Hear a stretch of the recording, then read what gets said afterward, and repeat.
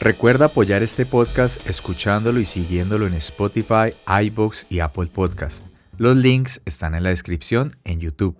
Y en YouTube, con un like, suscríbete y dale a la campana de notificaciones y una compartida en tus redes sociales. Hola y bienvenidos al Caseto, mi nombre es Carlos, su MC. Episodio 34, la mejor enseñanza es el ejemplo. Bueno, buenas tardes, Juan. Muy buenas tardes, Carlos. O Gabriel, ¿cuál de los dos? Gabriel. Bueno, Gabriel, ese es más, tiene más peso. Más por honor a mi hijo. Ah, ¿sí?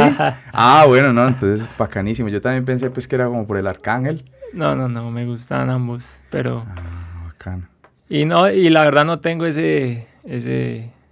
Ya, no tenés esas creencias. Sí, bueno, sí. Yo pensé que era por ese lado. No, Igual aquí tenemos un ritual, pero este es como más como que se ve acá en el podcast, que es que prendemos una velita. No, acá no. Yo tengo los míos. ¿Verdad? Bueno, ahorita me comentas a ver cuáles son los tuyos. Y la idea es que esta velita, pues si se apaga es que alguien se suscribió al canal. Entonces la ponemos ahí, pues como rogativa. Los fósforos que patrocinan. Gabriel me comentaba que en sus años mozos me llevó con el fútbol y estuvo involucrado en esa parte. Me gustaría saber cómo es eso, no sé. Sí, como hablábamos ahorita antes de iniciar la charla, como se dice, para el canal. Yo creo que uno arranca en un proceso de vida desde que sale, pues, o mejor dicho, desde que el esperma fecunda el óvulo, como dicen, fisiológicamente. Ahí empieza como nuestro proceso de vida. Y como te decía, desde muy pequeños, pues nos comienzan como a incluir en un sistema, ¿no? Sí. Sí, a incluir en un sistema que la verdad yo diría que es muy importante, no ahora pues que tenemos esa maravillosa oportunidad, digamos, de algunos ser padres, y en el caso de las mujeres madres, pues tener muy en cuenta digamos, este tipo de costumbre, llamémoslo así, porque se vuelve más una costumbre incluir a los seres humanos en un sistema. Tenerlo muy en cuenta porque si lo analizamos bien, pues nos damos cuenta de que estamos como mecanizando al ser humano y no lo estamos dejando cumplir un proceso realmente natural. Pero ahí me salta un poquito la duda.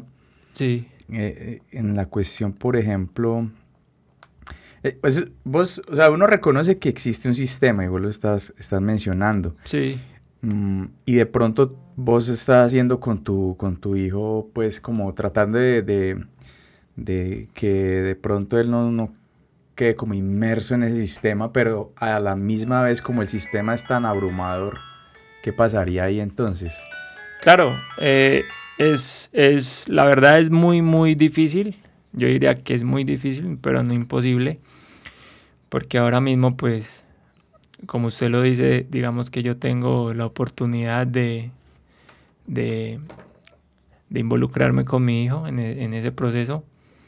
Pero es muy difícil porque tengo que entender de que él tiene una madre, ¿no? Uh-huh. Y esa madre tiene un pensar muy diferente al mío. Claro, unos valores, exacto, una crianza, toda una cosmogonía. Exacto.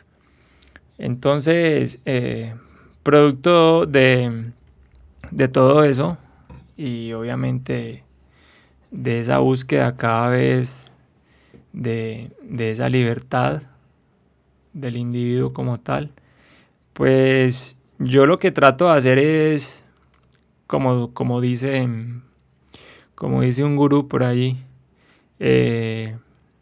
más bien fijarme muy bien hasta cómo me siento o cómo camino, porque pues yo le puedo decir muchas cosas a mi hijo, ¿no? Y tratar de encaminarlo por donde yo crea conveniente, pero sin duda que lo que más termina pesando es un ejemplo, ¿no? Bastante. Sí, porque por ahí en algún momento escuchaba yo un video de Sadhguru, un hindú, que a veces me gusta por ahí escucharlo, y le preguntaban a él que cómo ser un buen padre o una buena madre. Entonces él se refería justamente a eso, a que había que fijarse hasta cómo se sentaba uno, porque ellos son muy observadores. El ser humano en sus inicios tiene muy desarrollado ese sentido, ¿no? Sí. La vista, el oído, bueno, están totalmente sensibles, aunque uno no lo crea. Entonces, volviendo a lo del sistema, yo creo que es muy importante para pues, las personas que nos escuchan, de pronto que se inquieten un poquito, porque uno no es nadie como para dar consejos, o tampoco estoy diciendo que las cosas tienen que ser así. Simplemente que uno sí se debe inquietar un poco y no caer en esa cultura de creer y creer, porque eso nos pesa y nos sigue pesando. De hecho estamos en una sociedad muy creyente, y yo lo viví en mi familia y lo sigo viviendo, donde nos enseñaron a creer, pero no a discernir, ¿sí? No a pensar, no a preguntarnos, no a hacernos preguntas. Simplemente tienes que creer y ya está. Sí. Porque fíjate, ahorita que decís eso, parece ser que eso es muy natural en el ser humano, dar por sentadas las cosas. Sí. Por eso, o sea, a pesar de que el ser humano tiene como un espíritu de alguna manera rebelde y hay unas etapas de la vida, como, ¿cierto? En que él, digamos, se revela a las normas. Por ejemplo, hay una edad en que uno no le cree a los papás nada, lo que le dicen a uno, todo eso, pero el hombre sí parece ser que cree, digamos, después de que venga como de una fuente, uno siempre como que parte de la buena fe. Sí. Y por eso es que hay mucha gente y el sistema lo han aprovechado de esa manera. Pienso yo, pues ya como lo que vos decís, discerniendo uno ahí, haciendo ese discernimiento, uno como que cae en cuenta de que hay gente que se ha, digamos, aprovechado de esa condición del ser humano de creer las cosas cuando se les plantean como verdades, y como que pronto lo que decía, no sé si era Goebbels, el jefe de propaganda pues de la Alemania nazi, que una mentira se vuelve verdad entre más personas la creen, entre más veces la diga usted. Exacto. Entonces eso es lo que... Qué bacano que bacano que lo toque, y se nota que estamos, como se dice, concentrados en la charla, y es muy bueno porque pues me lo hace notar, y en eso tienen muchísima razón, porque verdaderamente uno tiene que creer es en uno. Sí, esa es la realidad. Porque dentro de uno hay una energía infinita, ¿no? Que es la que nos hace mover. Es esa energía del cosmos que llamo yo, y que vaya uno a saber si es Dios, diosa, como les digo yo a muchos amigos, o si son muchos, o si sos solo uno o una. Eso nadie lo sabe verdaderamente, y yo creo que no tiene sentido entrar en ese... Como pues en como esa búsqueda, ¿no? Desgastarse en una cosa que está no bien últimas, porque pues yo sí, pues alguna vez hablando con alguien, y es verdad que uno piensa que parece ser que es más, digamos, coherente, y como que es más real que exista una entidad superior o varias entidades. El caso es que esto no es, digamos, así como por añadidura, como una cuestión así aleatoria, pero entonces esa discusión que vos decís sí es como a veces desgastante, y en última se vuelve como sí, inocua, como estéril, porque realmente eso no lleva a nada. Y desafortunadamente en la vida lleva a cosas muy feas. Gente que Exacto, decir, no, es que lo que yo creo exacto. es lo que vale y lo que usted cree no es Exacto. lo que vale. Y pues Ajá. en últimas todos estamos en este plano y pues esa misma energía nos toca a todos. Exacto. Y eso que te referís de pronto hace parte como de una dinámica o una disciplina que vos has empezado a adquirir con los años. Me comentabas ahorita que de pronto desde muy temprana edad te diste cuenta de unas cosas y de pronto eso lo cambiaste porque a mí me parece muy particular y yo pensaba el otro día que, que uno tiene unas fases, como te decía ahorita, y casi todos tenemos esas fases. Muy poca gente se sale como de ese molde, tiene la fortuna de tener como esa capacidad en unas edades tempranas de salirse de esos esquemas. Ya uno se sale de esos esquemas, por ejemplo, lo que vos decías ahorita es algo que parece muy superficial para muchos. Podría decir, ay, no, pues que los lácteos. Ah, pues que sí. Sí. Pero si uno ve, los lácteos están engranados a un montón de consorcios, están Sí. engranados a una sobreproducción de leche y que empezaron a generar una idea de que es que el calcio y que los lácteos eran buenos. Sí. Pero básicamente pues no. Entonces uno dice, bacán uno poder haberse dado cuenta en una etapa temprana y no de pronto más adelante cuando ya no lo han aquejado. Por ejemplo, mi caso particular, yo sufro de cálculos renales y gran parte es por la, digamos, sobreexposición a los lácteos. Entonces, sí, claro. Qué bacano uno haber tenido esa posibilidad, pero uno de pronto joven, por lo menos en mi caso, o creo yo pues no que muchos tienen esa particularidad que no se dan cuenta de eso, y no ya cuando avanza la edad, cuando vienen las dolencias, cuando aparecen los problemas. En cambio vos me contabas que de pronto eso lo hiciste. Entonces, ¿a qué se debió? ¿Cómo llegaste a ese punto de decir, uy, esto por acá no es, sí, por acá no es, como siendo tan joven? Como le digo, cuando usted me hizo la invitación y Anderson me comentó y me habló un poco de la actividad que se venía o a la cual me querían pues invitar. Yo dije que hay muchísimos temas que quisiéramos tocar. De hecho, aquí nos hemos desviado un poco. Pero todo engrana, como dice usted. Todo hace parte de uno. Y aquí pues yo creo que realmente el tiempo se vuelve corto. Y justamente estoy aquí más como por un compromiso. Porque de corazón quería venir. Pero ahora me pudo más como se dice, el compromiso, porque se presentó una situación, ¿no? Difícil, pues el fallecimiento del padre de mi sobrinita. Ay, sí, y pues, a ver, ¿por qué le tocó el tema? Porque yo creo que eso es muy importante, porque así sea una, dos, tres personas que nos escuchen, yo sé que eso se puede volver una cadena. Uh-huh. Y las cosas uno las tiene que compartir, ¿sí? Para que haya ese amor, ¿no? Esa cadena de amor que llamo yo. Yo inicié con el proceso de la carrera futbolística desde muy pequeño. No tuve escuela, como se dice. No tuve ese proceso de formación técnico. Pero desde muy pequeño lo inicié en mi casa.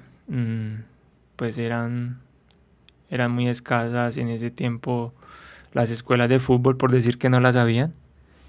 Y pues en este pueblo, ¿no? Y bueno, mi papá me colocaba asientos en la sala, que era muy grande, asientos en fila para yo poder driblar allí con el balón y así me entrenaba. Y le golpeaba a la pared, tiraba el balón regresaba, bueno, rebotándolo. Y se puede decir que ahí inició mi proceso, adquirí técnica y comencé como con ese, lo que te decía en un inicio, como con ese sueño. Uh-huh. Y bueno, llegó la adolescencia, a los 10 años ahí me retraso un poco, me ven jugar y me invitan a jugar con un equipo. Y entonces ahí comienzo ya como a ser parte de un grupo. A la edad de los 14 años, pues ya con ese mismo equipo que me invitan a jugar, me ve jugar un un empresario del Atlético Nacional, y pues ahí, como se dice coloquialmente o técnicamente, pues me ficha. Entonces ahí arranca ese proceso o esa etapa que fue maravillosa. Comencé la etapa con este club, y seguido de eso entro a conocer toda esa parte técnica y científica que le han incorporado al fútbol. Entonces comienzo a ser parte de ese grupo donde tienes psicólogos, donde tienes nutricionistas, donde tienes médicos generales, donde tienes motivadores,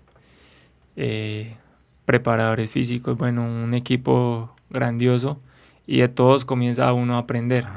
¿Ya?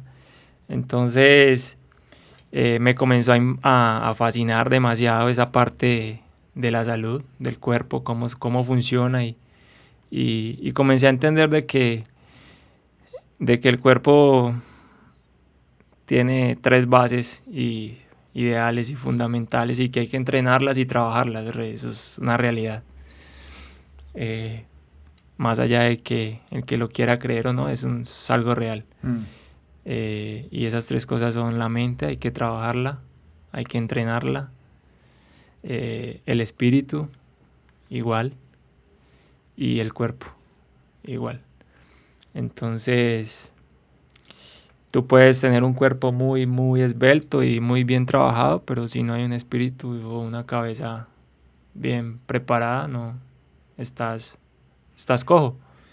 Sí, y eso pues de pronto hace uno como, pues parece frase cliché, pero yo creo que hoy en día tiene pues yo hoy en día lo veo como muy relevante, y desafortunadamente uno también ve que la gente pues como que eso ahí le viene. Uno dice, pues yo creo que los griegos estaban adelantados a la época, y esa gente, pues la base de la cultura occidental es esa gente, y uno dice, hace tanto tiempo esa gente llegara a todas esas conceptualizaciones, pues, ¿cierto? Y en frases tan cortas o en conceptos tan pequeños, englobar cosas tan grandes.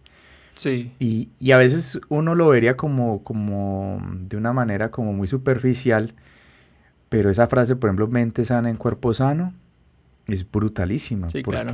Porque lo que vos decís en este momento, o sea, hay mucha gente que, pues, digamos que el empaque, a los estándares comerciales, de consumo, de hipersexualidad, de por ejemplo, las redes que todo el tiempo te están boleando esa vaina.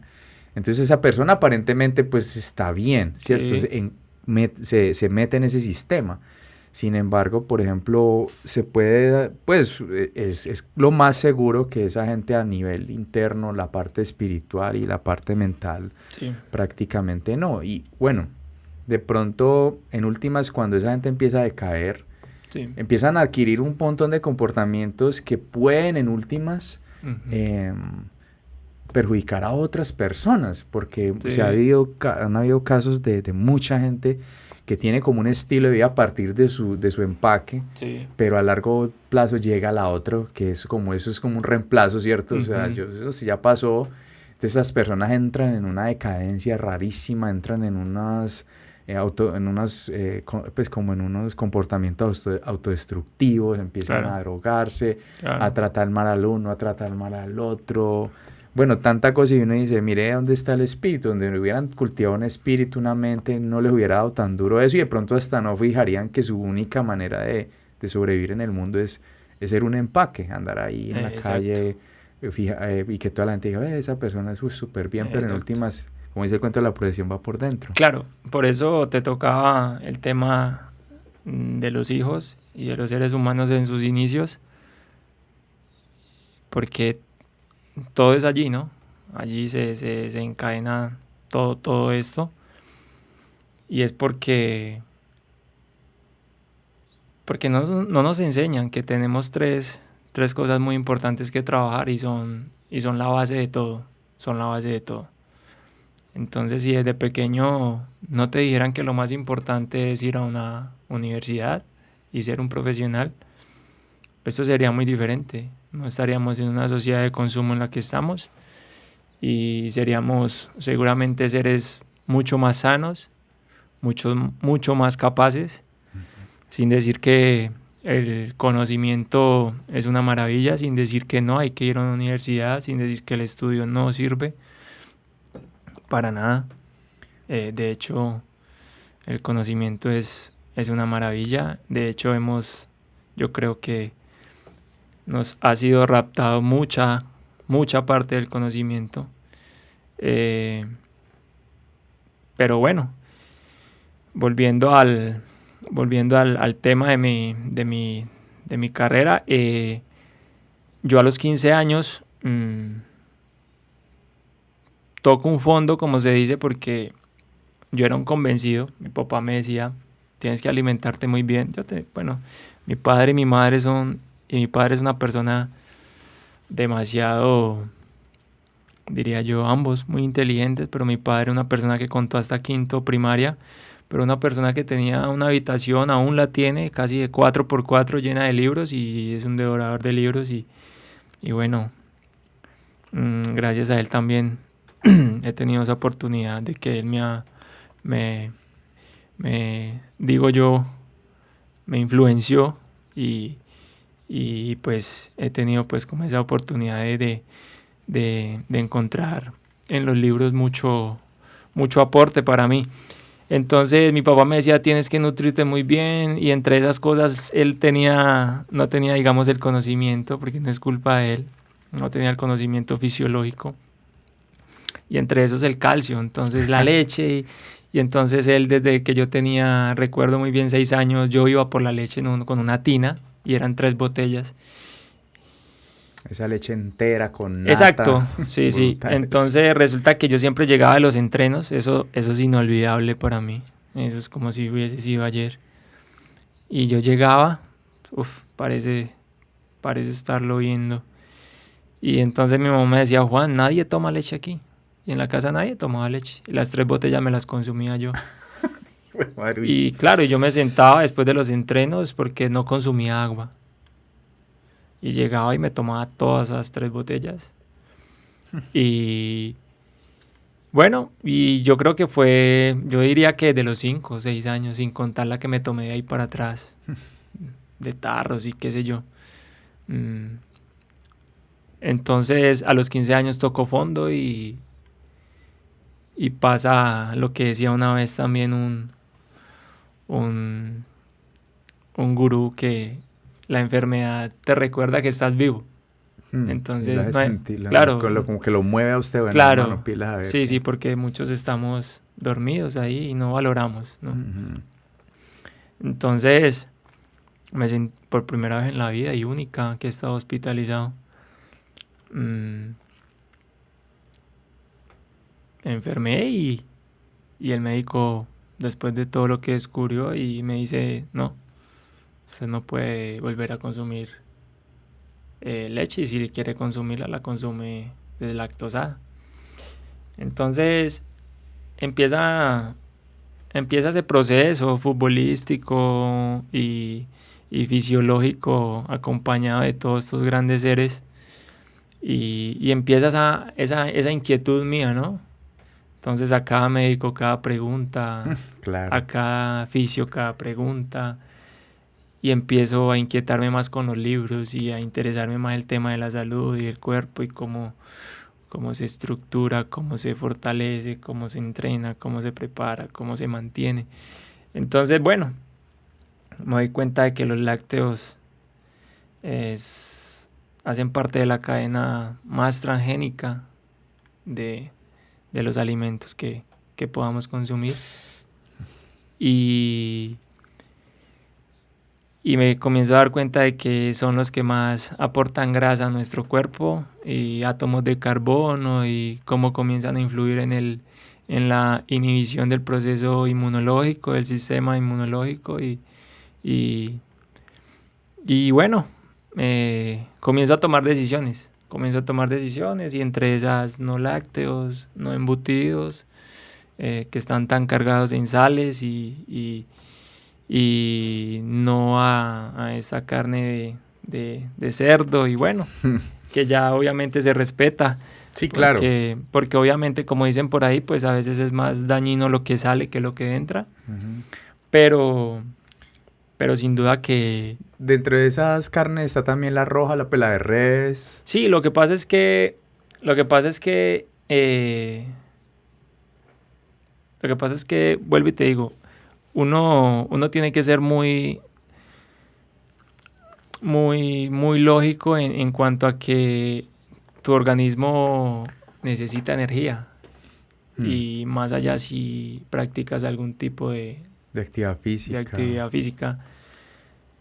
Entonces, obviamente que hay que entender de que tu cuerpo necesita minerales, ¿sí? Necesita proteínas. Entonces, hay que consumirlas. Pero hay que saberlas consumir. Entonces siempre soy de los que, después de todo, doy como el ejemplo de la motocicleta, ¿no? La motocicleta yo la puedo llenar, dejar full el tanque, pero si yo la dejo parada en la casa, ella no se consume el tanque.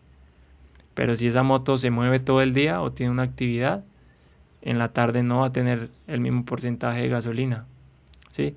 Entonces, por ende, nuestro cuerpo es igual, ¿sí? Entonces, hay muchos seres humanos que consumen y consumen y consumen y consumen, pero su actividad es cero. Chévere analogía. Sí, claro.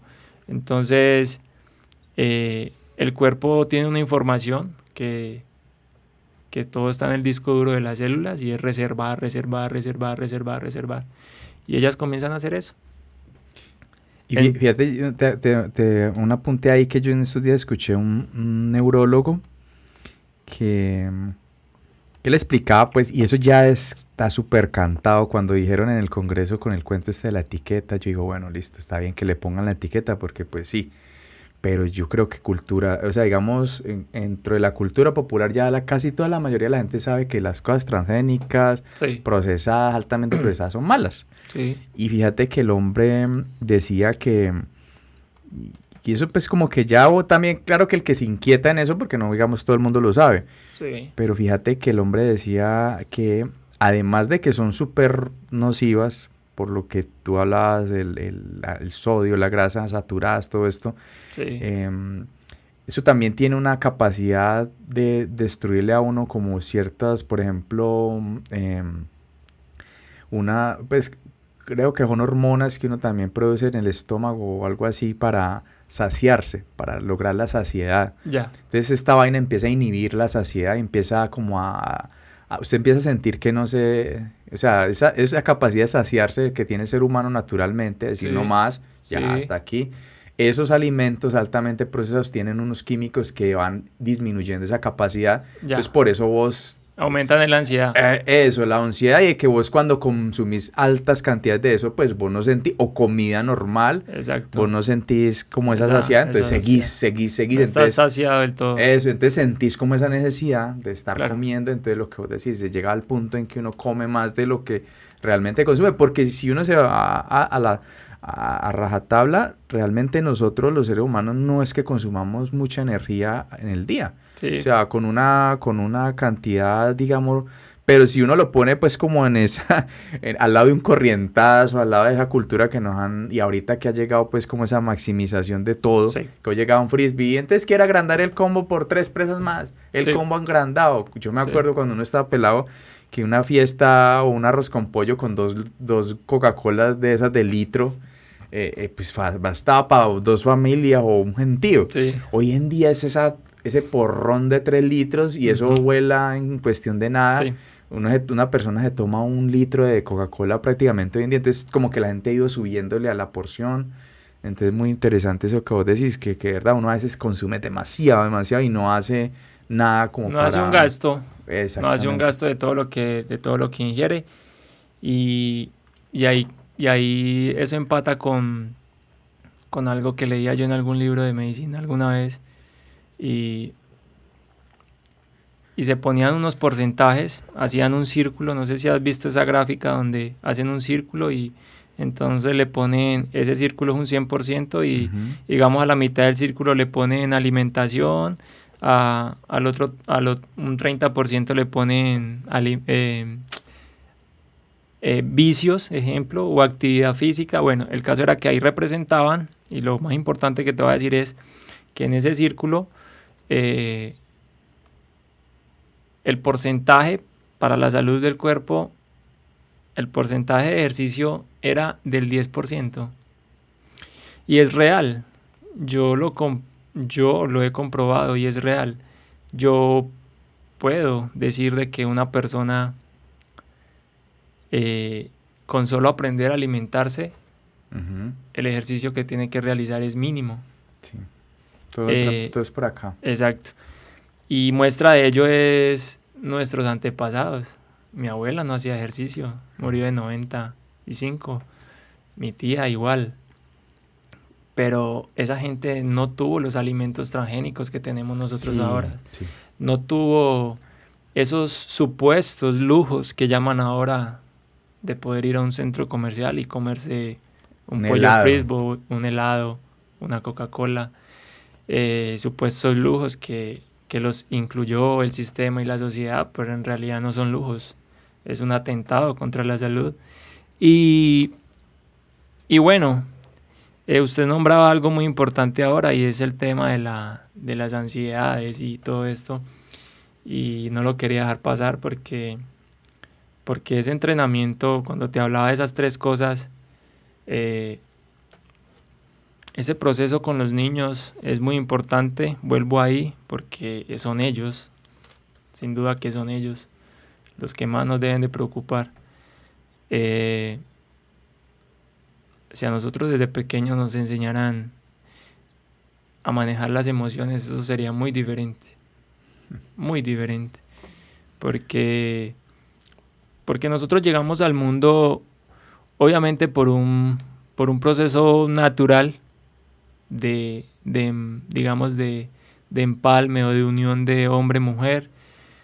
Pero más allá, quien nos lleva a eso es una emoción, a esa unión con esa persona, ¿sí? A diferencia pues de los otros mamíferos, pues somos los únicos que partimos desde allí. Partimos desde ahí porque somos, la verdad yo me atrevería a decir que somos 100% viscerales. Uh-huh.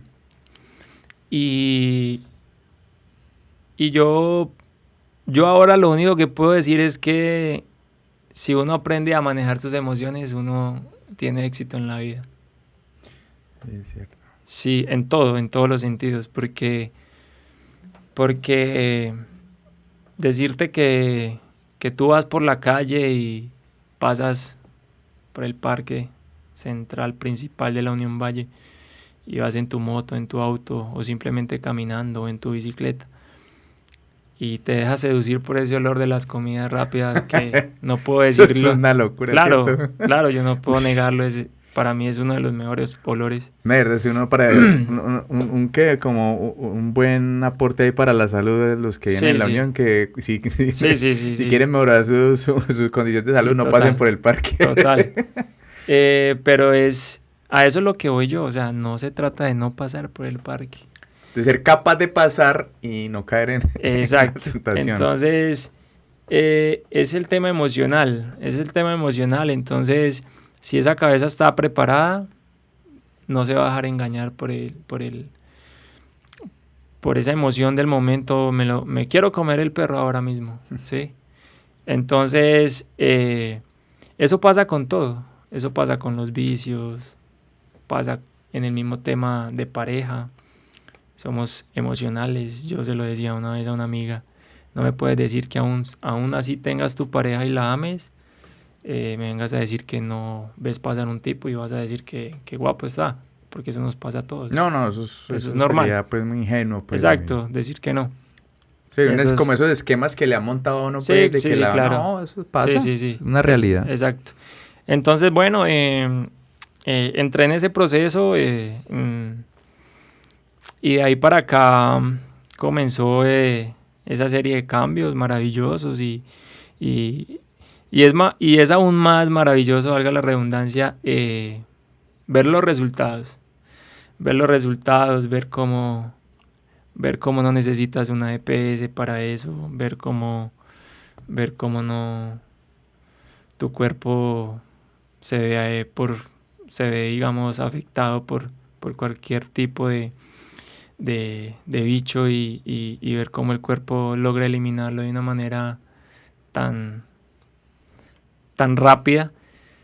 Entonces, por eso te tocaba ahorita el tema de que estoy acá por ese compromiso y también porque quería aportar eso, porque estamos viviendo una situación tremenda. Ahorita te comparto más de esa carrera futbolística hasta el final.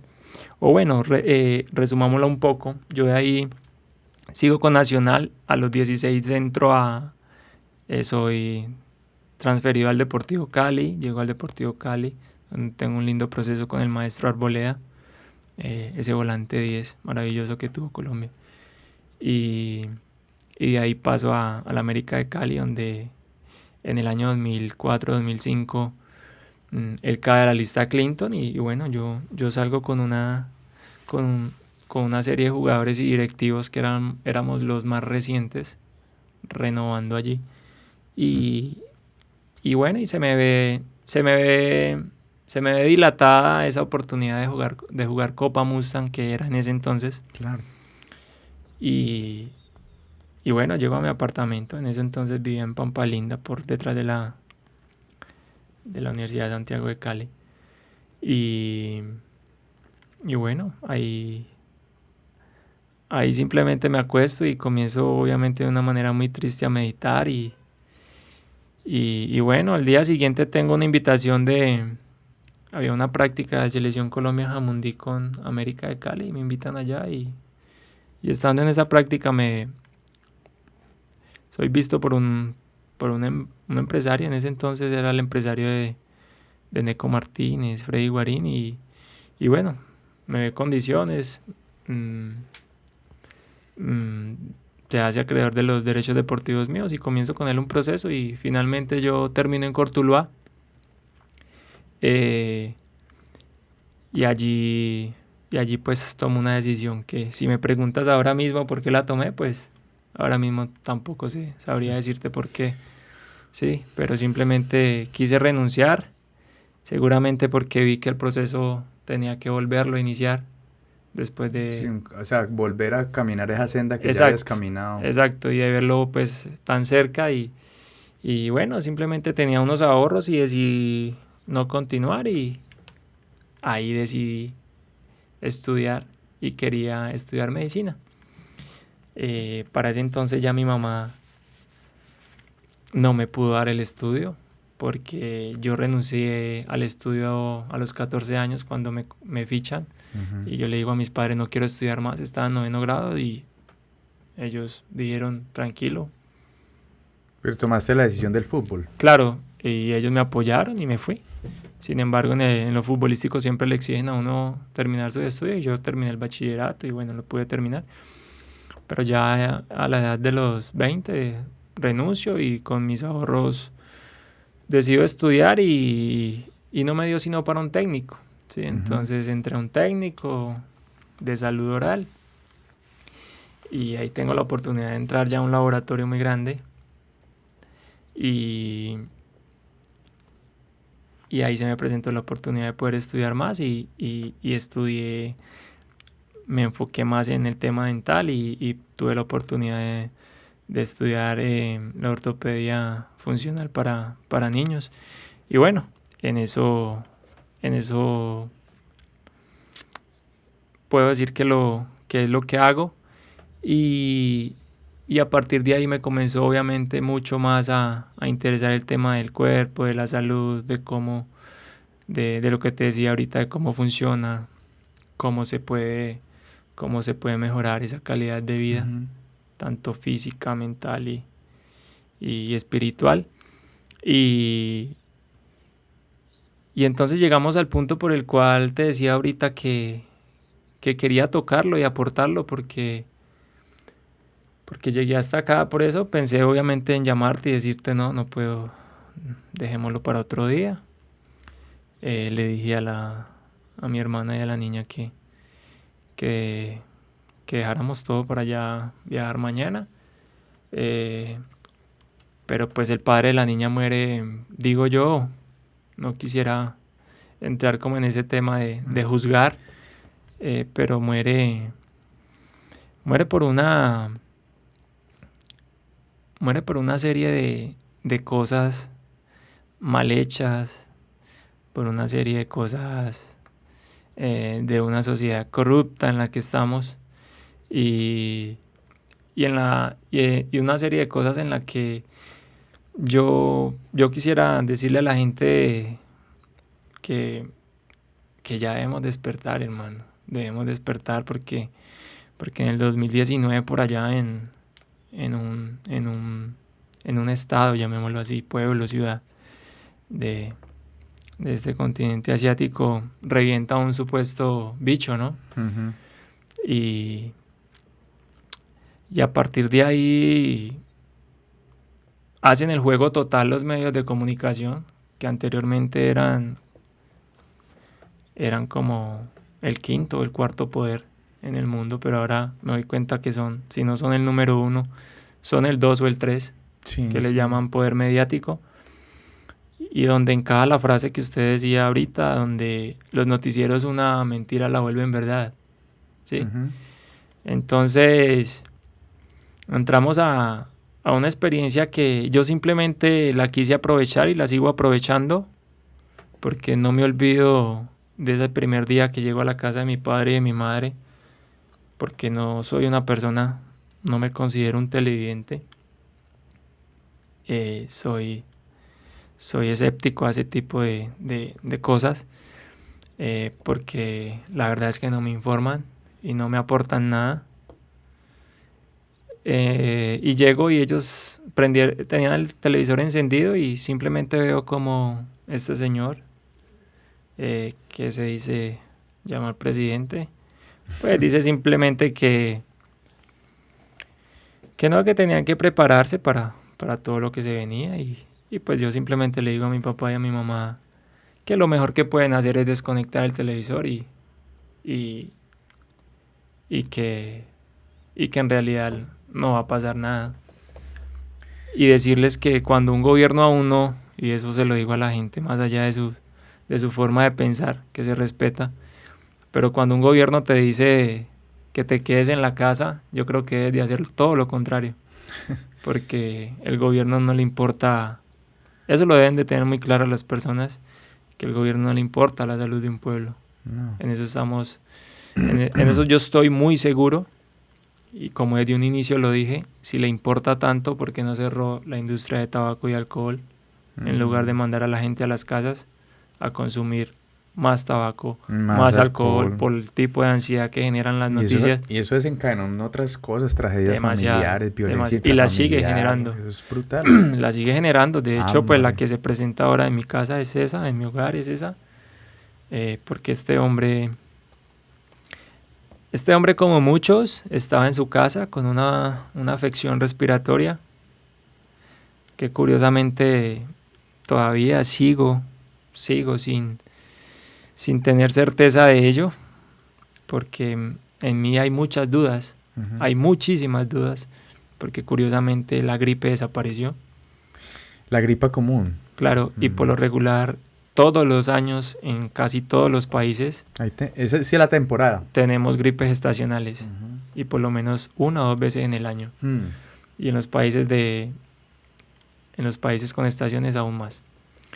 Entonces, las infecciones respiratorias, si tú analizas, siempre han sido un dolor de cabeza y han estado. Entonces, lo curioso de todo esto es que siempre vamos a volver a lo que te decía ahorita: mente, alma y cuerpo. Si no estás preparado, te vas a ver afectado. Entonces, cuando recibes todo este tipo de noticias, yo simplemente digo que todo lo que estamos viviendo, porque hay gente que está enfermando y hay gente que está muriendo, yo me atrevería a decir que es más por un tipo de efecto placebo a la inversa en contra de la salud del ser humano, producto de toda esta serie de noticias mal humoradas y mal dirigidas.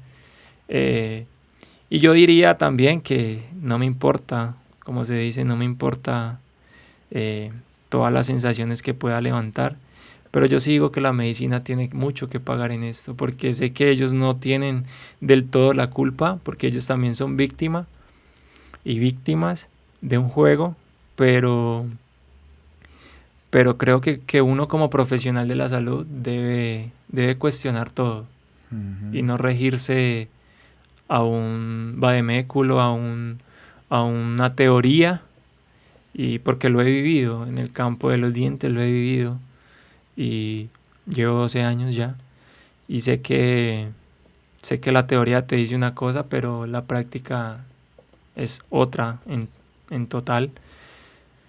Entonces, él, como muchos, estaba en su casa pasando ese tipo de resfriado, afección respiratoria, y él con su mujer que tiene en su momento toman la decisión de que mejor se iba para el hospital, y es curioso ver cómo la gente que entra a un hospital comienza a complicar en lugar de mejorar. Es raro, eso es algo muy particular. Sí. Y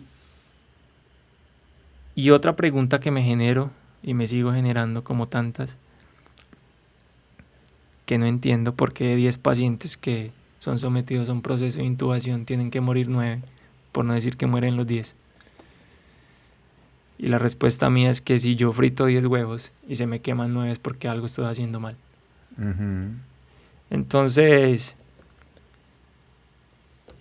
en esto la medicina tiene que decir mucho, y lo sabemos, y es que no hay personal capacitado para esto. Yo creo que la cosa va por ahí. Va por ahí, exacto. Y ahí es cuando de pronto yo a ellos los libro de toda culpa. Pero yo creo que ya es suficiente. Ya es suficiente. Y hay que, ojalá que toda esta serie de víctimas sirva para eso. Es triste ver cómo muchos siguen dormidos incluso. Y es más triste aún ver cómo la gente corre desesperada por un puesto para una vacuna, creyendo que es la salvación.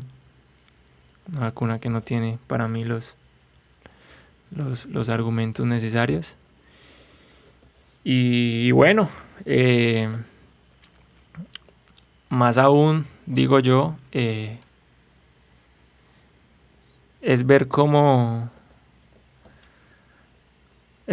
sigue, o sea, cómo sigue la gente, digamos, no buscando respuestas lógicas, sino esperando una ayuda, quizás de una divinidad, o en el peor caso del gobierno. Sí. Un gobierno que sí tiene toda la culpa, porque sabemos que a los gobiernos les encanta estar comiendo del montón y se dejan untar la mano, como se dice coloquialmente, y las cifras mal manejadas. En este caso también los periodistas, digo, que tienen que pagar, y pagar muy caro, por la desinformación. Y me recuerda mucho un libro de cardiología que leí en algún momento, donde usted mismo, si quiere, lo puede buscar. Ahora que terminemos la entrevista, lo puede buscar para que lo compruebe. No, y los que están ahí escuchando el podcast también les interesará esa info. Pueden buscar cuál es la causa de muerte número 1 en el mundo. Yo podría decirles que, si quieren, desde el 2010 para acá. Y esa causa de muerte número 1 en el mundo es el infarto de miocardio. ¿Sí? Es una enfermedad totalmente silenciosa, que ahora mismo te puede fulminar allí sentado. Si uno está bien, Exacto. Cuando no, ¡pum! Exacto. Fue. Y la produce la sal, el tabaco, el azúcar, el alcohol y la inactividad física y una muy mala alimentación. Entonces, Ese libro de cardiología decía que era la causa de muerte número 1 en el mundo y se lleva 7,4 millones de personas en el mundo al año. Al año. El supuesto bicho, para todos aquellos que viven todavía consternados y creyendo, vamos para 3 años del primer supuesto brote y no llevamos más de 3 millones de personas muertas. Uh-huh. Que si haces una breve división te daría como 1 millón por año. Donde la influenza mata más, donde el dengue hemorrágico mata aún mucho más gente y donde en Colombia tenemos alrededor de 4 o 6 niños a diario de hambre que mueren y los medios de comunicación no aparecen. No, es que lo que vos decís es cierto en el sentido, por ejemplo, de que se juntaron un montón de cosas. Se juntó la necesidad de un gobierno inoperante. O sea, es que eso como que le cayó como anillo al dedo a los gobiernos, digámoslo así, pues como que no estaban haciendo bien las cosas. Entonces, pues este gobierno que iba mal, venía mal, le cae esa perla de decir, de poder sacar esa excusa, digamos, es que para controlar pues el paso de esa pandemia en Colombia, de meter a la gente a la casa, pero en última eso lo utilizaron fue como una coyuntura para precisamente acallar el pueblo. Claro. Lo otro, se sumó la inexperiencia y la falta de robustez, y ahí quedó pues en comprobado lo que vos decías, analogía muy, muy particular y muy interesante, la de los huevos, pues que el personal de salud en Colombia prácticamente no está preparado para una situación de emergencia de esa escala. Es verdad. ¿Cierto? Yo ahorita que vas a decir eso, yo me pongo a pensar, hijo de madre, entonces como haría una guerra en Colombia contra una guerra internacional, pues que, como cierto, como yo diría algo más crítico y algo más triste. Y es que ojalá a Colombia no la queje una pandemia, porque es que lo que vivimos no es pandemia, no es ni siquiera epidemia, porque lo que yo sí puedo asegurar es que en Colombia el sistema de salud lleva colapsado hace más de 20 años y ahorita se lo quieren adjudicar a una supuesta pandemia. Pero esto de pandemia no tiene, yo creo que ni la mitad. Entonces, en el año 98, 2000, no, yo creo que un poco más atrás, mi hermana enferma de una enfermedad de Hawking. Exacto. Y me acuerdo cómo mi papá nos llevó alguna vez al departamental a visitarle. Yo tenía que caminar de lado porque la gente era tirada en los corredores. Saturado ese hospital. Sí, claro, total. Tuve la oportunidad para inicios de esa supuesta enfermedad, de ese bicho que a mí no me gusta darle propaganda a ese tema de pandemia. No me gusta ni nombrarlo. Tuve la oportunidad de acompañar a mi madre al departamental en Cali a una consulta con un endocrino y me doy cuenta como todos esos hospitales estaban casi que total desocupados, donde no encajaba nada con las noticias que decían que estaban saturados. Entonces, volviendo a algo muy importante que es el tema individual, y donde yo le hago un llamado a la gente y le digo, preocúpense por ustedes, porque nadie se va a preocupar por ustedes. Trabajen la mente, trabajen el cuerpo, trabajen el espíritu. Hay que estar preparados, siempre. Y es porque, aunque nosotros no lo queramos creer, así como en nuestro pueblo hay un grupo de dirigentes o de masas que quieren monopolizar, eso mismo pasa en el país y eso mismo pasa en el mundo. Y esas masas saben que a través del miedo dominan y nos dominaron a lo largo de la historia. Y en un inicio la política con la religión fueron uña y mugre, para mí lo siguen siendo, ahora un poco menos, pero con esa arma principal que es el miedo. Sí, todo girado alrededor del miedo. Claro. El miedo a algo etéreo, el miedo a algo físico, el miedo a algo... Sí, claro, porque es que el ser humano a lo que más le tiene miedo es a la muerte. ¿sí? Claro, y es una cuestión también como de supervivencia, ¿no? Claro. Entonces, pues el ser humano siempre va a reaccionar a Obvio. esas alertas. Obviamente él está diseñado Exacto. para, pum, esto me puede generar, Claro, eso me puede conllevar la muerte, tan, yo me retiro de acá, claro. esto me puede ti. Entonces uno, eso es lógico. Es lógico, exacto. Pero es el manejo que hay que aprenderle a dar. Claro. Entonces, esta gente no lo desconoce y lo que hace es usarlo muy bien. Y pues yo, como le decía a mi madre una vez, yo le decía, lo más seguro que el ser humano tiene cuando sale del vientre de una madre es la muerte. Sí, eso es. De ahí no hay nada, o sea, si lo Es quieres la única mirar, certeza en esta vida. es lo más sí. seguro.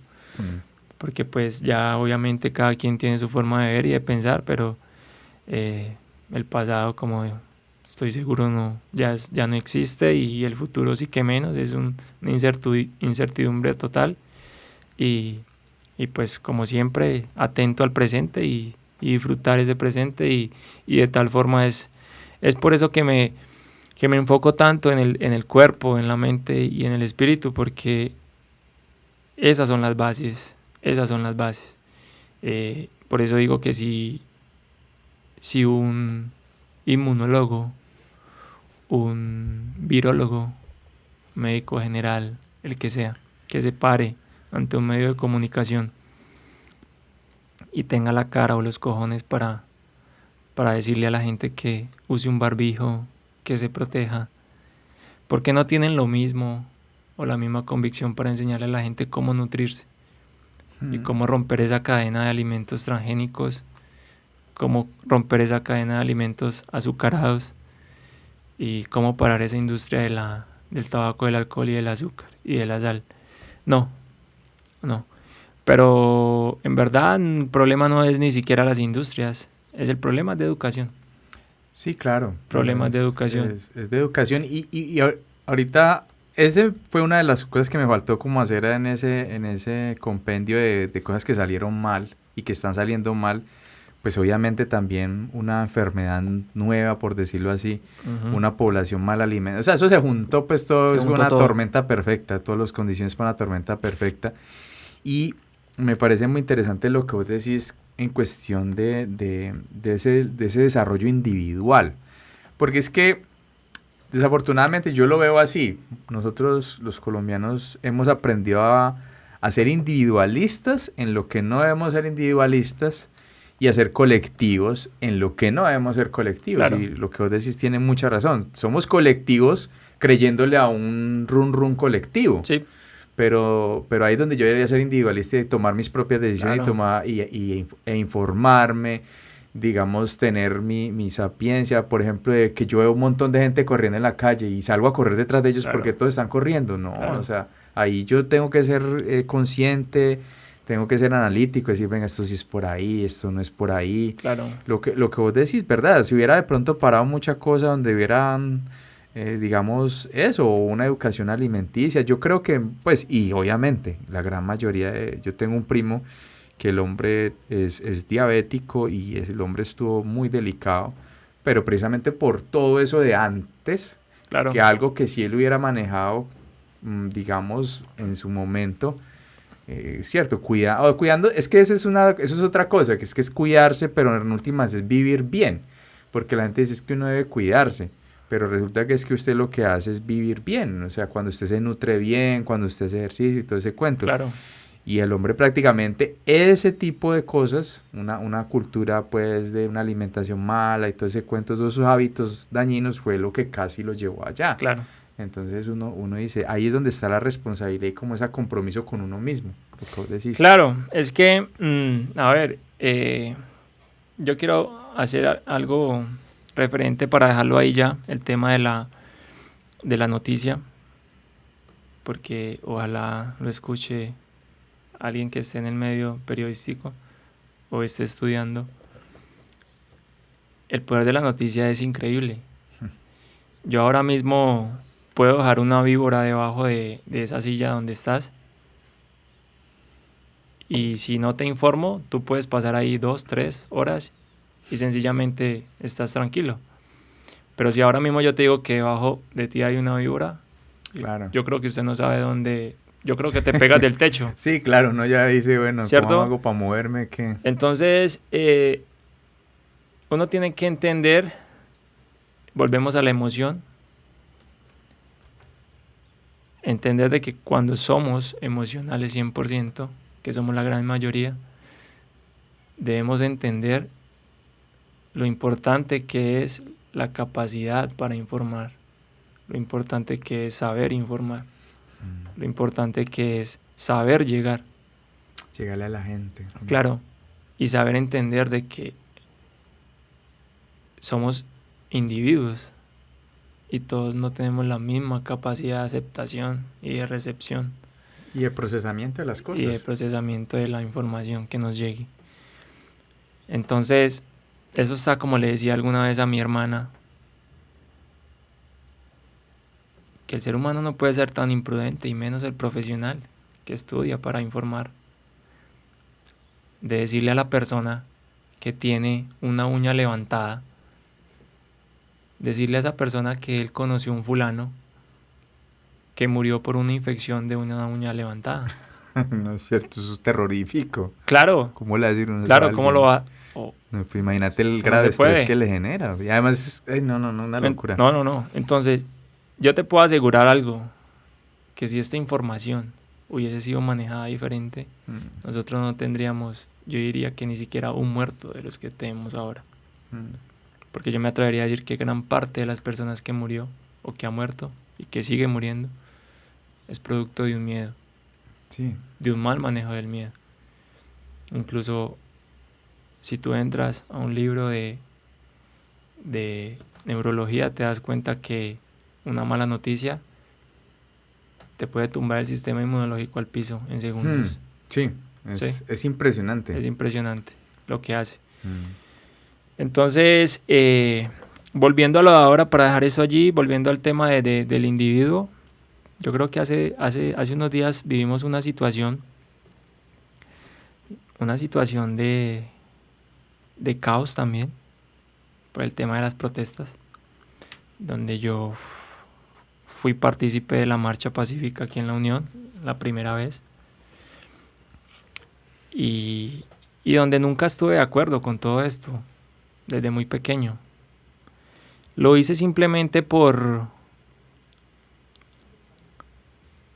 sentirme cooperante y por sentirme también un poco maniatado de no poder ir, como se dice, y espero no lo tomen como a mal, pero eso es como cuando tú no puedes ir y meterle la cachetada a la persona que te ofende o te hace el daño, por no decir que ir y tirar la piedra, que no tiene sentido esto.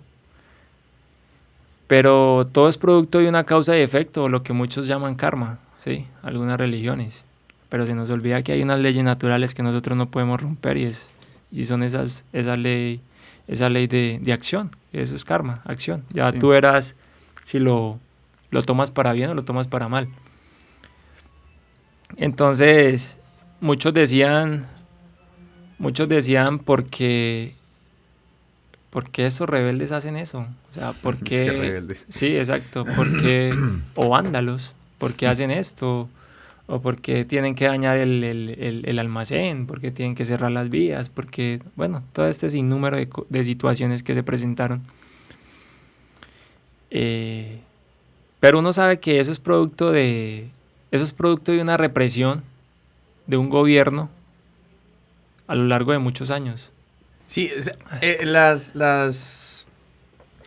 ahorita que pues uno cada que escucha a otras personas hablar sobre un tema, por eso a veces parece repetitivo, pero como vos decías y empieza uno como a entrarse acá y uno a analizar, y ha sido muy bacana la charla contigo porque, pues no sé, me ha empezado a abrir un montón uno empieza a teorizar y empieza a procesar lo que decíamos ahorita, discernir.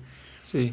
Y entonces tú decías que, digamos, estuviste en las protestas por una cuestión como de ver como que es el momento en que puede uno, digamos, a pesar de que no estuviste de acuerdo con eso en algún momento de tu vida, y dijiste en un momento, Claro. Bueno, yo me tengo que vincular por eso. Es una forma de manifestarme, mi inconformidad. El inconformismo. Pero yo ahorita caigo en cuenta una cosa, Gabriel, y sabes que uno si lo ve, supuestamente, pues pienso yo, eso no debería ser una cuestión natural en una democracia, es que la protesta debería ser para los regímenes como totalitarios, para las monarquías, cuando el pueblo francés se rebeló en contra de la monarquía y dijeron esto es una república y suerte, reyes para la porra. Ya. Pero es que yo no entiendo ahorita con el cuento es que reglamentar la protesta, o sea, ya el hecho de que uno tenga que exigir en una democracia, entre comillas, sus derechos a partir de protestar, o sea, es que el concepto de protesta es un concepto que vos lo ves, es una cosa como a rajatabla, es tras mano. Yo, ¿por qué a vos te tengo que exigir una cosa de una manera?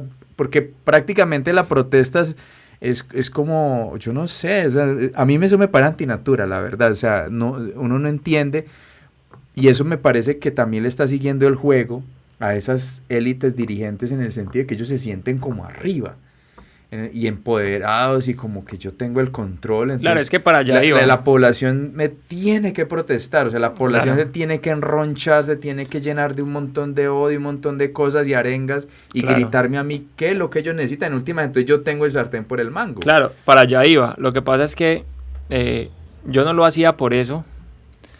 Yo no lo hacía justamente por eso, porque como se dice, no puedo decir que la he tenido clara porque eso sonaría a soberbia y uno nunca termina de aprender. Pero nunca lo hacía y nunca pues pienso que no lo volvería a hacer. Por eso mismo, porque yo he tenido un poco de claridad en eso y volvemos a lo mismo, mente, cuerpo y espíritu. Y por eso te toqué el tema, porque quería decirte que es que la solución no es protestar, ni pacífica, ni bruscamente. Y este tema también va para ese poco de códigos y de leyes, donde el gobierno dice, es que vamos a sacar un nuevo código civil, o vamos a meterle más leyes al pueblo. Es que el tema no son las leyes, el tema no es la protesta, el tema no es mirar que a punta de protestas vamos a tumbar, no. Aquí el tema es educación. Tú le puedes dar una tarjeta a tu mujer o a tu hijo, darle una tarjeta y decirle, miren, en esa tarjeta hay 100 millones de pesos para que ustedes vivan el resto de su vida. Pero esa tarjeta necesita, la tarjeta no, estas personas, tu esposa y tu bebé, necesitan un estudio o una capacitación para el uso de esa tarjeta para poder hacer uso de ese dinero. ¿Sí? ¿A qué me refiero? Con que nosotros podemos meterle a los seres humanos miles de leyes y de códigos, pero el problema va a ser educación.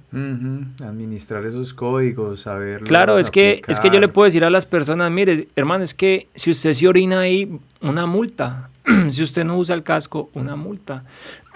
Si usted no usa, bueno, qué sé yo, tantas leyes. No, hermano, es que si yo me pongo el casco es porque sé que me protege de un golpe.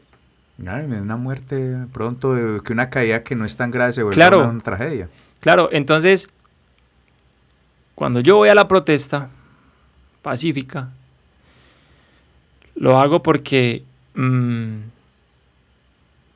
quería involucrarme con digamos, con el problema del momento, y me involucré, porque siempre trato de no hacerlo, de no involucrarme, porque uno no se debe identificar con las situaciones, porque ahí se pierde el control del individuo como tal. Si nosotros no estamos de acuerdo con un gobierno, no estamos de acuerdo con un sistema, lo mejor que usted puede hacer es dar un paso al costado, ya está.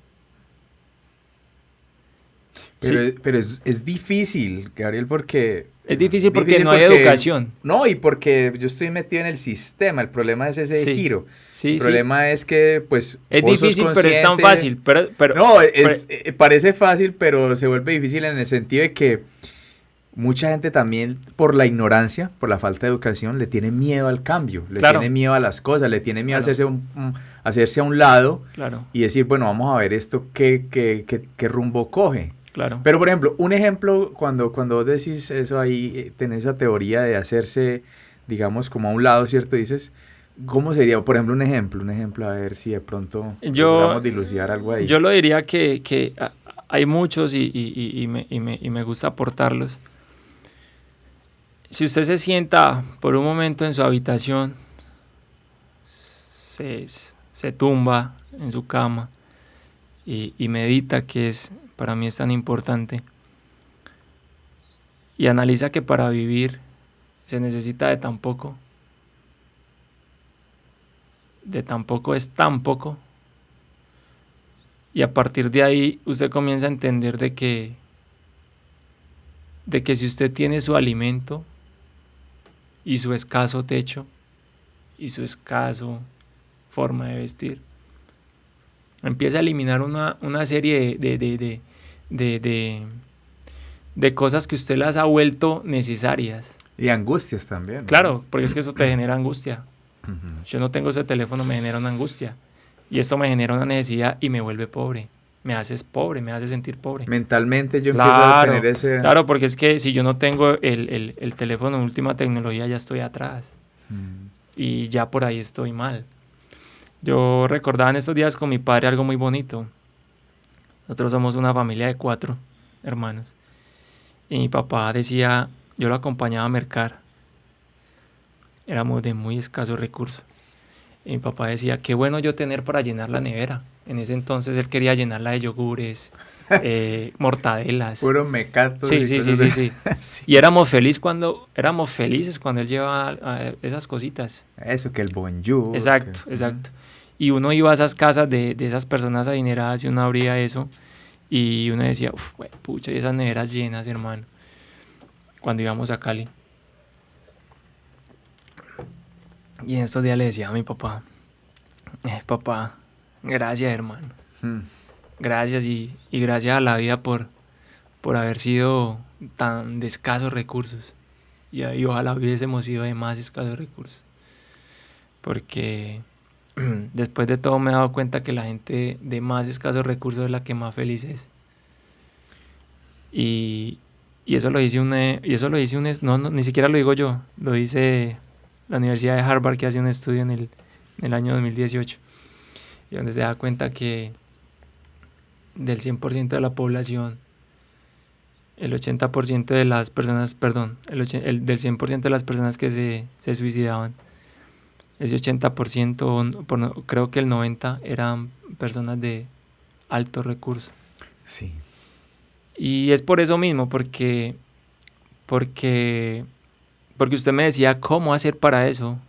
No, y es simplemente comenzar cuando estés tumbado en tu habitación, comenzar a callar tu mente, porque tu mente te bombardea. Todo el día te está bombardeando de necesidades, de situaciones, de cosas futuras que no existen, de cosas pasadas, y simplemente te hacen ir del momento real. Ahora mismo estoy acá y estoy acá. Mi cabeza no ha estado en otro lado, por más que con la situación que se está presentando. Por rato se me ha tratado de ir para allá, pero así somos, como para darte ejemplo de ello. Entonces yo voy en el auto, voy con mi familia, pero mi cabeza está quizás con la que salgo por ahí, me tiro la canita, ¿cierto? Sí, eso pasa.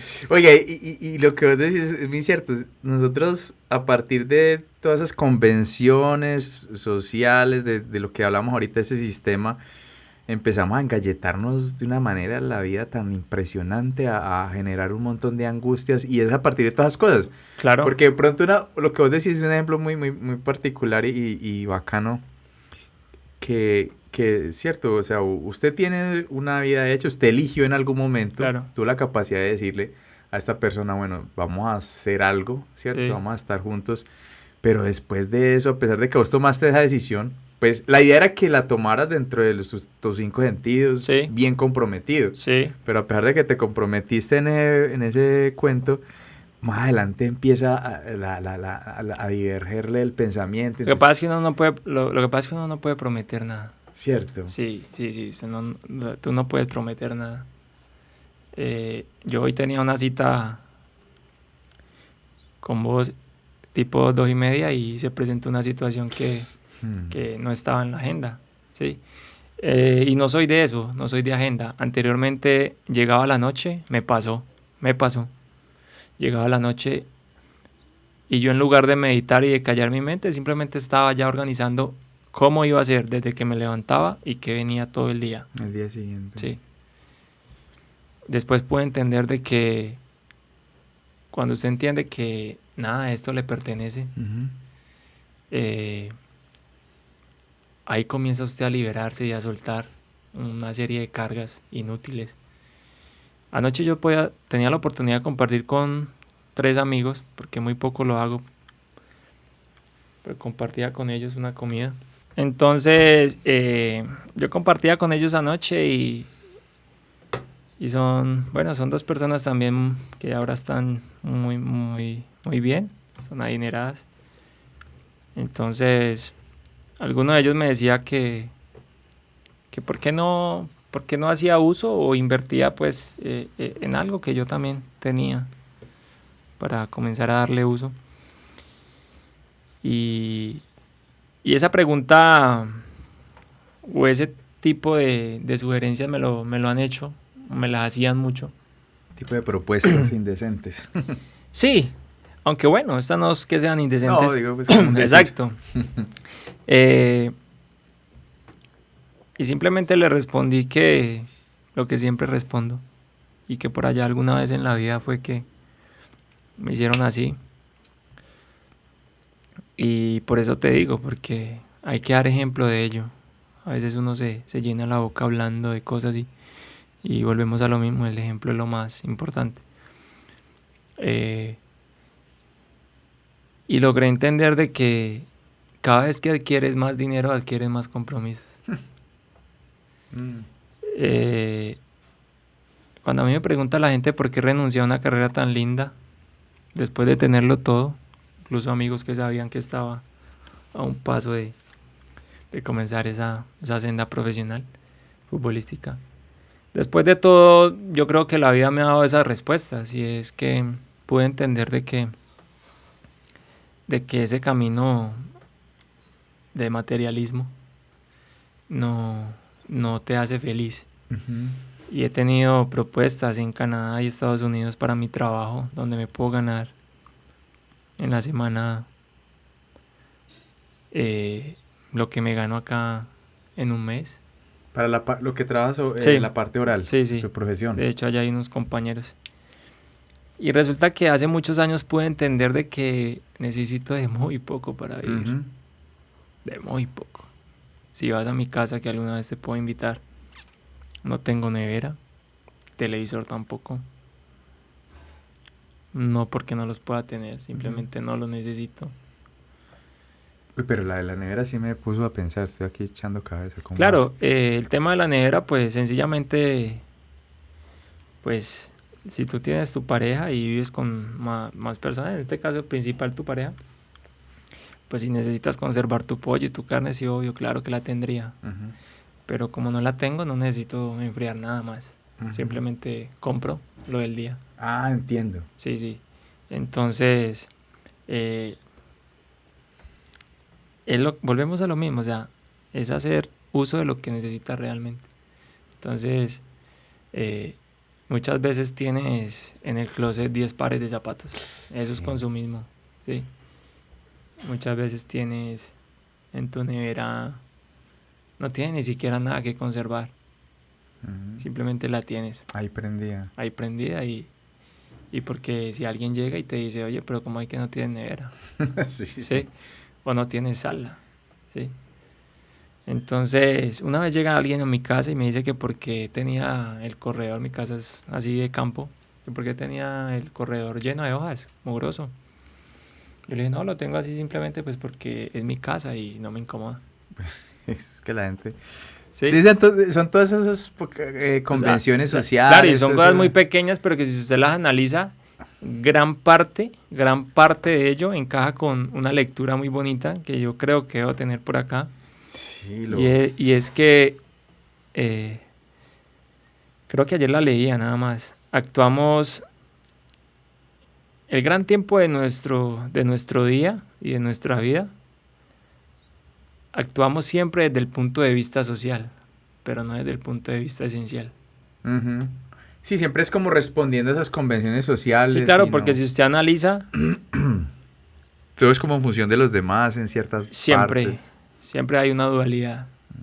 Y la gente siempre, pues lo que vos decías, de pronto la situación que tenías anoche con estos conocidos tuyos que siempre la gente lo trata de pues sí, hay gente que lo quiere a uno y todo, y uno no va a negar eso, ¿cierto? Claro. Se preocupan por uno y quisieran pues que uno estuviera igual de pronto de bien a ellos, pero la gente igual sí tiene como esta de transgredir y siempre, y desafortunadamente eso es lo que hace que el resto, o que muchos juguemos ese juego, yo hago esto pero no me doy cuenta que no lo hago por mí, como decías, por el individuo, por mí, eso, o lo esencial, sino por responder a entonces tengo que tener esto, y que vos decías también ahorita, eso le empieza a generar unas cargas emocionales y cuánta gente no hace tantas cosas, tantas locuras, peladitos haciendo esto porque es que el celular que tengo no es entonces el pelado ya dice, no, pues a mí me toca, me pongo a robar, o la niña que entonces se prostituye, dice, yo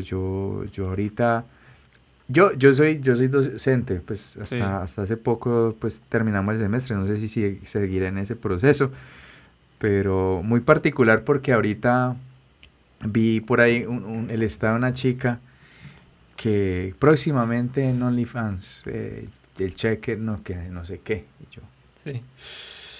Y yo sí tenía ciertas sospechas. Yo decía, bueno, esta persona de pronto, si eso pasa, no me va a extrañar. Sí. Pero si se queda uno aterrado, pues, como ir a la opción de vida de una persona hoy en día, de un pelado, de una niña, que el peladito es volverse pillo, malandrín, o volverse, pues, no sé, objeto del deseo en esas redes sociales, y la chica eso, pero en últimas parte de lo que vos decís, de no lo esencial sino lo social, o sea, es tener yo que, para comprar mi cosa, para comprarme la motico, yo necesito quedar bien ante los demás, para que los demás me vean bien y me den like, para que haya esa retribución que enriquece un ego, que eso en última no es nada, eso nada, no es nada, pero es mucho, ¿qué no es nada? El ego, claro. O sea, el ego, eso a mí me lleva a hacer un montón de estupideces, de cosas ridículas, y lo estoy haciendo por otros, pero en última vez es la respuesta de otros. El ego básicamente es una... Uy, no, eso es una... Sí.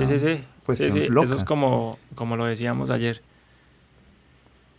Va el hombre por la calle y empieza una chica muy linda, y le empieza a piropear, y él no, como si nada. Sí, no me voy a dejar, como se dice, no va a ser el más guapo. El difícil. Sí, y resulta que va el esencial, así, muestran la imagen, y se le sale la otra dualidad por acá, uy, mamacita, linda. Sí, porque tenemos esa parte, siempre tenemos ese tipo de identidades, no tenemos una. Sí, claro, la dualidad, el ser humano no es... pero eso es lo lindo, y ahí sobre eso es que hay que trabajar, y es maravilloso. Es maravilloso porque por eso te decía que hay muchos temas en los que podemos hablar, y uno de esos es el tema de la liberación. Yo creo que todo nace ahí. Cuando tú te liberas, ahí es cuando das ese paso al costado y te liberas del sistema. Ejemplo de ello fue cuando inició todo esto. Yo seguí mi vida totalmente normal. Eso fue caótico, hermano. Yo aquí me puedo quedar hablando días, hermano. Y lo más caótico de todo fue que a mí me dijeran que a tu bebé no lo puedes ver. ¿Sí? Tu bebé no lo puedes ver porque obviamente no vivo con él. Y pues, como aprovecho el presente y el día a día, pues ya te podrás dar cuenta que todos los días trato de ir. Sí, claro. ¿Sí? Entonces, eso fue tremendo.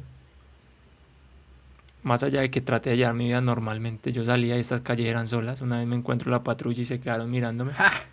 Eso te iba a preguntar, ¿cómo hiciste Claro. pues con No, esa no, parte? normal. O sea, era tanta o sea, yo andaba con tanta, como se dice, llamémoslo imponencia, hermano. Determinación. Sí, o sea, tan libre. Yo decía, a mí no me importa, hermano. Yo te lo puedo asegurar que andaba para arriba y para abajo y nunca me pararon. Jamás. Y en la primera semana, y como siempre tengo mi actividad física en la semana, siempre no puede faltar. Entonces, no sé si era la primera semana, entonces me fui para las 3 del cerro. Ajá, las tres cruces. Y eso fue tremendo porque las calles eran solas, pero en los andenes la gente salía y se sentaba.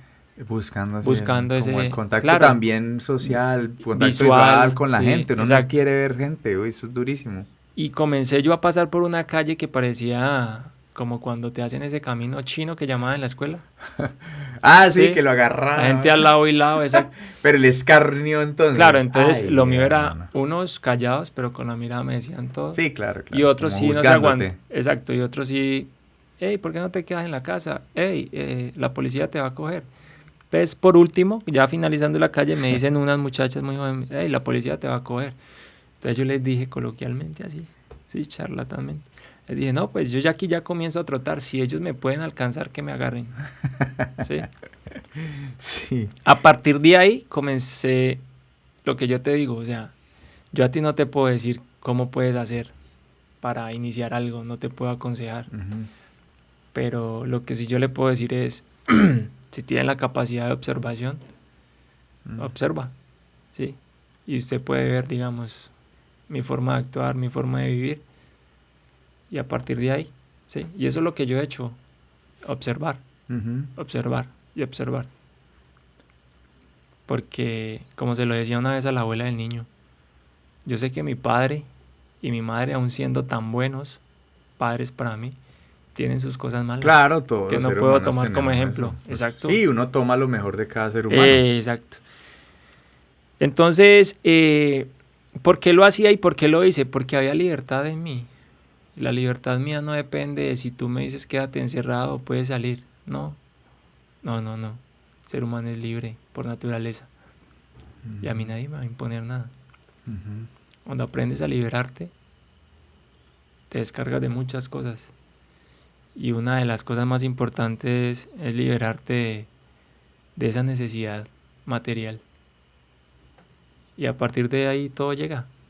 Sí. Sí, todo llega, todo llega. Sí, eso es como ese dicho que es muy, muy popular en la cuestión de las apuestas y en esta cuestión de las loterías y todas esas vainas que tienen que ver con el azar, que el que juega por necesidad pierde por obligación. Sí, es verdad. Como cuando usted arranca un emprendimiento, una cosa y usted desea Sí. tanto y le mete, pero es como una cuestión hasta mezquina. Sí, sí, De sí. que, es que yo aquí tengo es que conseguir y tal, y eso como que es Exacto. por añadidura que usted le va a ir mal. Ujú. Cuando usted hace las cosas como de una manera muy libre, muy natural, las cosas fluyen y sin pretensiones de nada y todo. Claro, y eso pasa, volvemos a lo de ahora, a lo que estamos viviendo.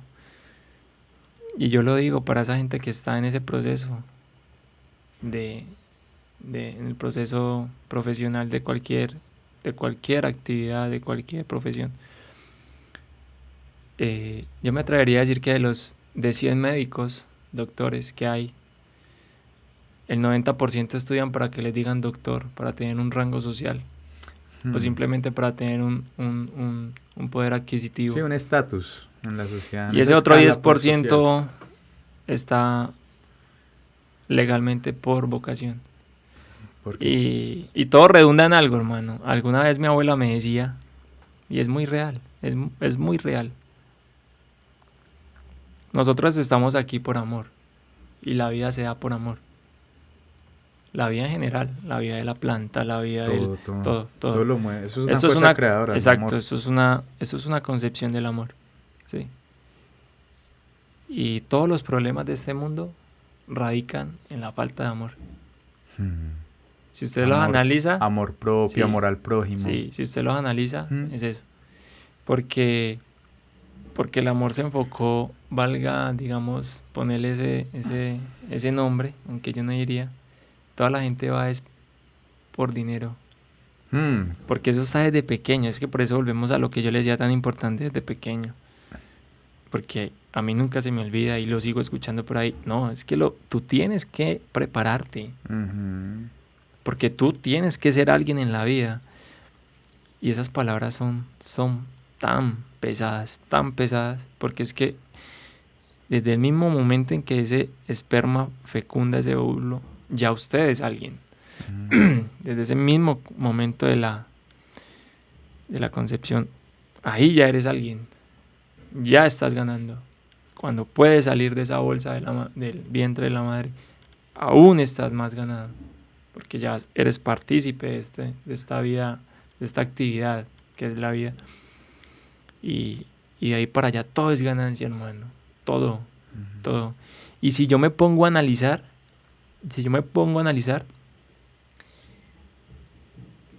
todo el conocimiento y esa poca sabiduría, yo la vine a ganar.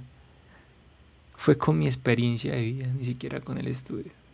Claro, la vida es la que la que le da a uno esas lesiones, las lesiones de vida que llama a uno. Claro, entonces, nada, hermano, estar como muy alerta a esas lesiones de vida. El problema es que mucha gente le pasa, es más, con esto, y pues sí se volvió un poquito, qué vaina redundante la charla alrededor de esa cuestión, pero yo en algún momento pensé, bueno, vamos a ver qué queda después de este violinazo que le pegaron a la humanidad. Sí, a ver si va a pasar algo, si vamos, no, yo pensaría que la gente quería volver a la normalidad, y esa normalidad fue la que nos trajo acá. A lo que vos decías, a la mala alimentación, los malos hábitos, la mala preparación del sistema de salud, tanta cosa. Entonces, la gente dice, es que qué bueno volver a como era antes, pero como era antes, por eso es que estamos llevados. Si hubiéramos tenido unas capacidades, pues no nos hubiera tocado eso tan berraco. Exacto, sí, qué buen análisis ese, porque es real y bueno, yo creo que ahí como para que vayamos dejando para ya tener una próxima oportunidad. Claro. Yo creo que es muy importante eso. Decirle a la gente que el problema es uno. Sí, todo parte de uno. El problema es uno. El problema no es el vecino, el hermano, la pareja, el vecino, el novio, la novia, el amigo, el gobierno, la empresa. No, es usted. Es usted, hermano. Y a partir de ahí, si lo ponen en función, en práctica, se darán cuenta de que sí. Bueno, y... Muchas gracias, Gabriel. Bueno, ahí lo dejamos y... Por esa máxima, esperemos, como vos decís, que no sea la primera y última. Sí, no. Tengamos otra charla de pronto. Estaré encantado porque... Ponemos otro tema ahí bien particular para que le botemos corriente.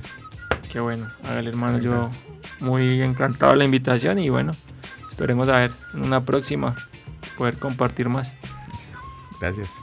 Si llegaran hasta esta parte del episodio, de nuevo mil gracias por haber escuchado El Caseto. Hasta el próximo capítulo.